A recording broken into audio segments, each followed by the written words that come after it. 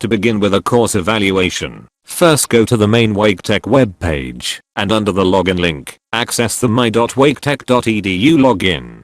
Log in using your student email address and password. Navigate to the Academics tab, and then to the Course Evaluation section.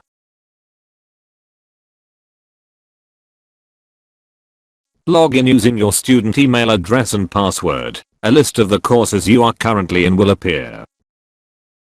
Click on the Evaluate Course button to begin, and it will take you to the survey page. Please answer all questions or statements honestly, no matter if your review of the course and instructor are positive or negative. Although we do appreciate positive reviews, if you feel the course was lacking in any manner, or could use improvements in certain areas, please specify what you feel would be an improvement on the course or delivery method.